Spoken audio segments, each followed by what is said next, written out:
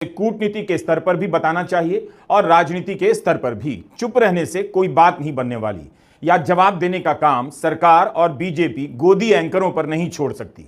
विदेश मंत्री एस जयशंकर तक ने इस पर कोई बयान जारी नहीं किया और न विदेश मंत्रालय की तरफ से जारी हुआ कि जिसे आतंकवादी कहा करते थे उसकी मेहमान नवाजी क्यों की गई। तालिबान के विदेश मंत्री अमीर खान मुत्तकी का नाम संयुक्त राष्ट्र सुरक्षा परिषद की 1988 की पाबंदी सूची में शामिल है। उन्हें 9 से 16 अक्टूबर के बीच दिल्ली की तालिबान प्रशासन के सदस्यों की यात्रा पर दुनिया भर में रोक है। सन 2000 में एयर इंडिया के विमान IC-814 के हाईजैक के दौरान विमान को कंधार ले जाया गया। उस समय भी यही मुत्तकी थे, तब अफगानिस्तान की सरकार में शिक्षा मंत्री थे।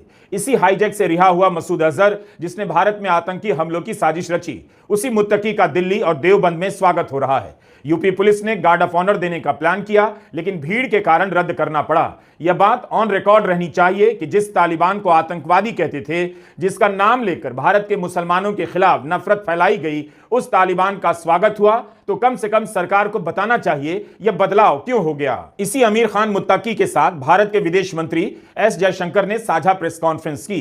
जयशंकर ने कहा कि भारत और अफगानिस्तान बॉर्डर पार के आतंकवाद से त्रस्त है। पहले तो यह बताइए कि अफगानिस्तान के तालिबान को आप ही आतंकवाद से जोड़ा करते थे, यह सही है या नहीं? अब आप उसी तालिबान के अफगानिस्तान को आतंकवाद से पीड़ित भी बता रहे हैं। क्या इसलिए कि अफगानिस्तान और पाकिस्तान दोनों ही आतंकवाद को एक दूसरे पर शरण देने का आरोप लगा रहे हैं? अफगानिस्तान कह रहा है पाकिस्तान आईसिस के तत्वों को शरण दे रहा है, तो पाकिस्तान अफगानिस्तान पर आरोप लगा रहा है कि तहरीके तालिबान को शरण दे रहा है और भारत अफगानिस्तान को आतंकवाद से पीड़ित बता रहा है। दलील दी जा रही है कि भारत तालिबान की तरफ इसलिए हाथ बढ़ा रहा है ताकि अफगानिस्तान की जमीन पर आतंकवाद ना पनपे, लेकिन भारत पहले यह तो बताए कि वह तालिबान को खुद आतंकवाद मानता है या नहीं। जिससे खुद आतंकवादी मानता रहा हो, बीजेपी के नेता आतंकवाद से जोड़ते रहे हों, उसी अफगानिस्तान और तालिबान से उम्मीद करते हैं कि आतंकवाद अपनी जमीन से नहीं फैलाएगा क्योंकि रिश्ता भारत से हो जाएगा।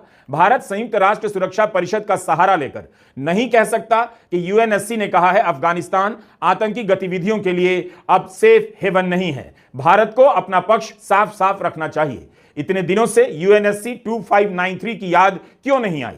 भारत की विदेश नीति आत्मविश्वास से आगे जाकर अति आत्मविश्वास की रफ्तार से दौड़ने लगी थी। इन दिनों ओवर कॉन्फिडेंस की रफ्तार से उतर रही है और सेल्फ कॉन्फिडेंस पर नहीं, लो कॉन्फिडेंस पर आती जा रही है। भारत ने तालिबान को मान्यता नहीं दी है, लेकिन रिश्ते को अपग्रेड किया जा रहा है। मगर बताइए तो कि रिश्ता क्यों अपग्रेड हो रहा है? क्या तालिबान की विचारधारा बदल गई, जिसकी बात आप हिंदी प्रदेशों की रैलियों में किया करते थे? अफगानिस्तान और भारत के साझा बयान में पहलगाम हमले की निंदा की गई, जम्मू कश्मीर को भारत का अभिन्न अंग बताया गया, तो पाकिस्तान ने इस पर आपत्ति दर्ज कराई और गोदी मीडिया मारे खुशी के लौट गया।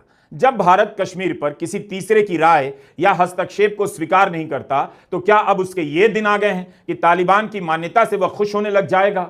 गोदी मीडिया का एक एंकर अपनी सफाई देने लगा कि हम पहले भी तालिबान को वही मानते थे जो आज मानते हैं। आप कौन हैं भाई? आपके हिसाब से विदेश नीति तो तय नहीं होगी। आपका एक ही काम है, भारत तालिबान को आज आतंकवादी कह दे तो फिर से आप आतंकवादी कहने लग जाएंगे। इसलिए गोदी एंकरों के बकवास पर ध्यान मत दीजिए। यह दलील एकदम फालतू है कि दुश्मन का दुश्मन दोस्त होता है। पाकिस्तान तालिबान का दुश्मन हो गया तो तालिबान भारत का दोस्त कैसे हो जाएगा? दो आतंकवादियों के बीच दुश्मनी हो जाए तो क्या आप उनमें से एक से दोस्ती कर लेंगे? विदेश नीति और घरेलू राजनीति दोनों में भारत, पाकिस्तान और तालिबान दोनों को आतंकवाद की श्रेणी में रखता रहा है। इसलिए घरेलू राजनीति को कुछ तो सफाई देनी पड़ेगी। पाकिस्तान भारत का दुश्मन है। उसने सऊदी अरब से समझौता किया कि अगर भारत पाकिस्तान पर हमला करेगा तो सऊदी अरब भी उसे अपने ऊपर हमला मानेगा, लेकिन इस हिसाब से सऊदी अरब को तो हमने दुश्मन घोषित नहीं किया। पाकिस्तान के प्रधानमंत्री शहबाज शरीफ हैं, घूम घूम कर अपनी दोस्ती का इजहार कर रहे हैं। ट्रंप पुतिन सबसे दोस्ती बता रहे हैं, इनका दोस्त तो चीन भी है। तो क्या गोदी एंकर चिल्लाकर बोल सकता है कि पाकिस्तान का दोस्त चीन हमारा दुश्मन है? प्रधानमंत्री मोदी चीन क्यों जा रहे हैं? चीन से आयात क्यों हो रहा है? हमारा कहना है कि भारत की अपनी कूटनीतिक राजनीतिक जरूरतें हो सकती हैं, बदल भी गई होंगी। अगर बीजेपी के पास टाइम नहीं है तो आरएसएस प्रमुख मोहन भागवत को इस पर सफाई देनी चाहिए कि क्या बदलाव हुआ।